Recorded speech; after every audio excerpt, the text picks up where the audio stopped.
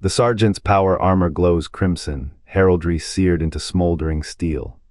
We are the silent and we will not falter. 3 truths about the flesh terrors. Creation, seared one into bleeds across their gene seed like a smoldering wound. They are successors born of the second founding. Their mutation is the red thirst, not its shadow. We are the silence and blood of older than Sanguinius fall. The flesh terrors do not merely inherit the red thirst.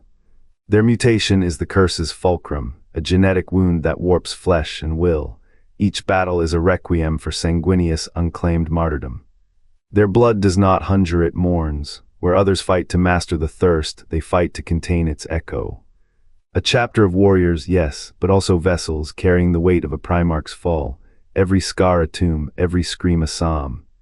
What if their existence is not a triumph but a prison? A lineage bound not by loyalty, but by the price of a Primarch's unfulfilled end. Vespera breathes fire, crimson dunes choke the land, blood-red skies weep ash, an endless hymn to suffering. Here the flesh terrors were born sons of a world that demands obedience through agony. Their people bled for honor, carved discipline into bone, and called it sacred, yet the air itself is a blade. Toxic fumes seep into lungs, warping flesh. Wars without end against chaos cults bred resilience, but also a hidden rot, a genetic instability. Not a separate curse, the red thirst latent in every cell. The planet's fury forged their will. But what does fire do to a forge? Vespera's children thrived on pain, mistaking mutation for strength. Their Astartes descendants carry the same delusion. The red thirst is no stranger to theme, it is their birthright. A shadow in the gene seed, Sanguinius legacy, twisted by the world that shaped them. Every battle they fight, every wound they endure, is both a tribute and a prison. The flesh terrors march, their crimson armor echoing Vespera's bloodstained soul. They do not know when their hunger will turn on them. The same code that makes them warriors makes them vessels. A lineage bound not by choice, but by the weight of a Primarch's unfulfilled end. What if their strength is not a gift, but a shackle, a testament to the price of inheriting a god's blood? The flesh terrors were sculpted from Sanguinius blood, forged in the second founding's crucible. Their charter, valor absolute. Their inheritance, a gene seed laced with the dying breath of a martyr. Sanguinius' slaughter at Horus' hands did not end with his body. The red thirst, that ravenous shadow of his lost glory, coiled into every son born from his lineage. What legacy is this if not a blade turned inward? The blood angels bled the curse. The flesh terrors became its sarcophagus. Their war hymns echo with the paradox of Sanguinius namesaint and shackle. Each battle they fight is a requiem for a Primarch who could not finish his. The thirst is no mere mutation. It is the genome scar, a fossilized scream of a hero's unavenged death. Their gene seed, so like Sanguinius, carries the weight of that frozen moment, a chapter built to endure, a chapter doomed to repeat. The red thirst is not their weakness, it is their epitaph. What if every drop of their blood whispers not of Sanguinius' triumph, but his tomb? The flesh terrors do not blade, they erupt, each wound a hymn, each kill a psalm. Their blades carve scripture into the flesh of enemies and themselves. Where blood angels kneel to atone, these warriors stand to suffer. The crimson oath demands it, a ritualized self-mutilation, bloodletting as sacrament. They believe the red thirst is not a flaw, but a forged Sanguinius fallen legacy, reforged in agony.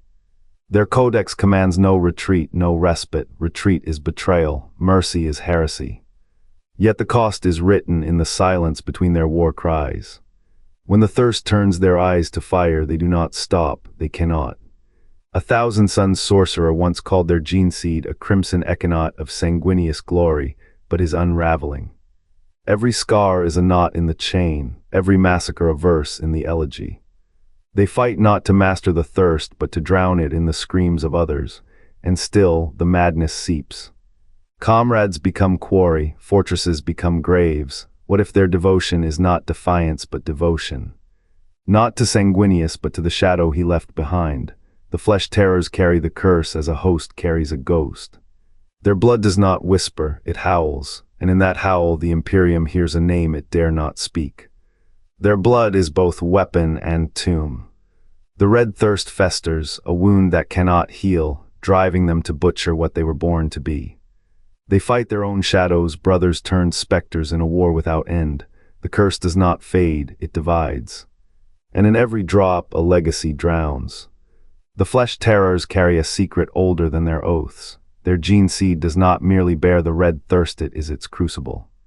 The siege of Vespera did not break a chaos cult, it shattered a chapter.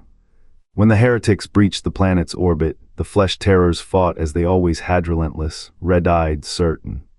But the red thirst had already gnawed at their marrow. Squads turned on each other in the dust of their own trenches. Brothers clawed at brothers, screaming of a hunger no bolter could silence. The enemy watched. They did not need to fight the Space Marines, the curse did that for them. Dane Valerius led the final assault through a storm of his own making. His armor bore the scars of 1,000 battles, but none prepared him for what waited in the cult's fortress. Sanguinius' shattered armor hung in the throne room, glinting like a mockery of divinity. The chapter master fell to his knees. The red thirst had no master, it had no face. But that armor cold, broken, yet alive with absence spoke louder than any heretic. The survivors of Vespera never left the battlefield whole. Their eyes held the same fever as the dead. Their wounds bled the same poison. The red thirst does not leave. It learns it burrows deeper. Each generation the hunger sharpens. Each battle the line between predator and prey blurs. What if the flesh terrors are not cursed? What if they are a monument? Sanguinius died at Terra, but his sons still fight his war. Their blood does not just carry his legacy, it cradles his silence. The Primarch's armor was not a relic, it was a mirror. And in every flesh terror's strike, in every scream of their thirst, they reenact the moment his sword was wrenched from his hand. The chapter walks as a tomb, its warriors are not warriors, they are echoes. The red thirst is not a flaw. It is a requiem, and the galaxy does not hear it, it only feels the hunger. Dane Valerius stood at Vespera's breach, his armor crusted with the blackened blood of his own kind. The red thirst had gnawed at his warriors for weeks. He called it a trialar right to prove their worth to Sanguinius' ghost. The enemy knew better, they came not to fight, but to witness. The chapter's final hymn was sung in the ash of that world. Mournival the Unbroken took the mantle, with a sword still warm from Dane's pyre. He saw the thirst not as a test, but a rot. His reforms carved the old faith into ash. Doctrine became a scalpel. Every rite of passage was stripped of ritual, replaced with drills to starve the hunger. Yet the gene seed seethed, it whispered. Kalen Voss, born of the forged, walks this path now. His mind is a forge. He dissects the thirst like a Xeno artifact, not a holy war. But the older sons of the chapter spit at his cold logic. To them, his science is a betrayal. The gene seed pulses in their veins, a dirge only the dead can hear. What if the Emperor's silence is not absence but design? The second founding's shadow looms. The flesh terrors were never meant to survive. Their gene lanes are a labyrinth, each twist an echo of Sanguinius' fall.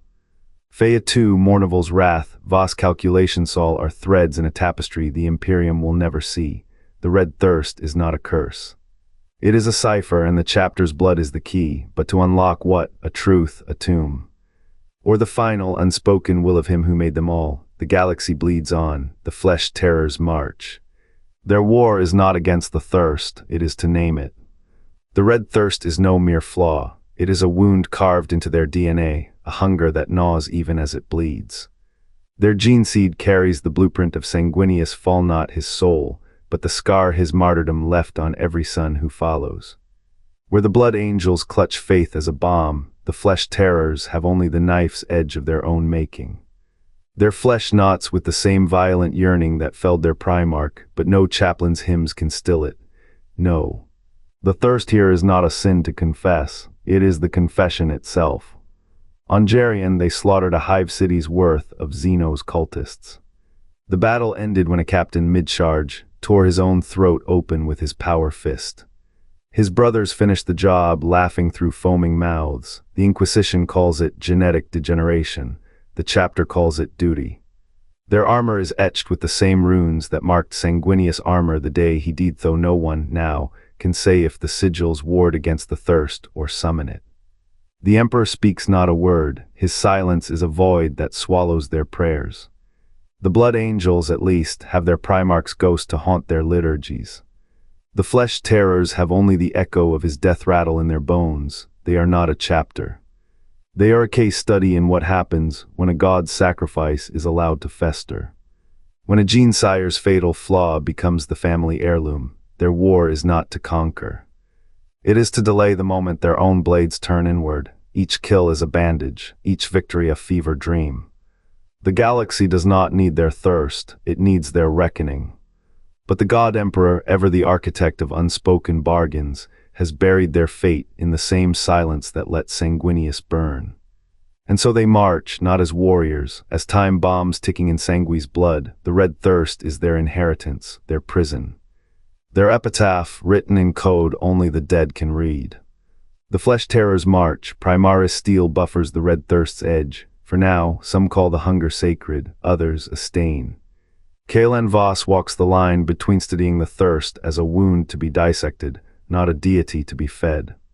The Imperium needs their blades, the galaxy needs their silence. Geneseed mirrors Sanguinius' last breath, same fire, same flaw.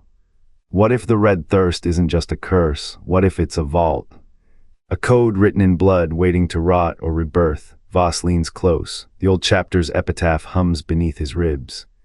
Hope flickers in labs and war logs. Primaris flesh may outlast the thirst, or deepen it. The chapter fractures. Some warriors carve their duty into bone. Others burn their names, seeking clean death. The Imperium tolerates this. It tolerates all things. As long as the enemy bleeds, Voss knows the cost. Every victory is a ledger entry, every soul a debt. The red thirst ticks, the galaxy burns, and the flesh terror's vessel, tomb, question walk the razor's edge between savior and symptom. The flesh terrors carry a crimson secret no bolter can pierce. Their gene seed is not just a cursate, is a ledger. Each scar, each battle, each drop of blood spent writes a debt to the past. The red thirst does not merely haunt them. It asterisk defines asterisk them. A flaw inherited, a wound unhealed, a shadow cast by the Primarch's fall. They are not merely successors. They are living monuments to a failure the Emperor never explained. The Imperium endures not through virtue, but through sacrifice. The flesh terrors embody this truth. Their existence is a paradox, warriors who fight to preserve a galaxy they can never truly save. The Emperor's silence stretches over them like a shroud. Why did he not mend the gene? Why let the thirst fester? No answer comes, only the weight of legacy. The galaxy burns, chaos gnaws, Xenos swarm. And the flesh terrors walk the line between hero and harbinger. Theirs is the unrelenting burden of a chapter that is both shield and wound. The Imperium survives because it asterisk must asterisk. The flesh terrors survive because they asterisk dare asterisk. What price eternal? The question bleeds in their veins. Theirs is a lineage that pays in blood, in sanity, in the slow erosion of self. They are the unspoken cost of the Imperium's survival, a chapter not of choice but of necessity, a tomb that marches. A curse that cannot die, the red thirst ticks, the Emperor sleeps, and the galaxy breathes, fragile because the flesh terrors bleed.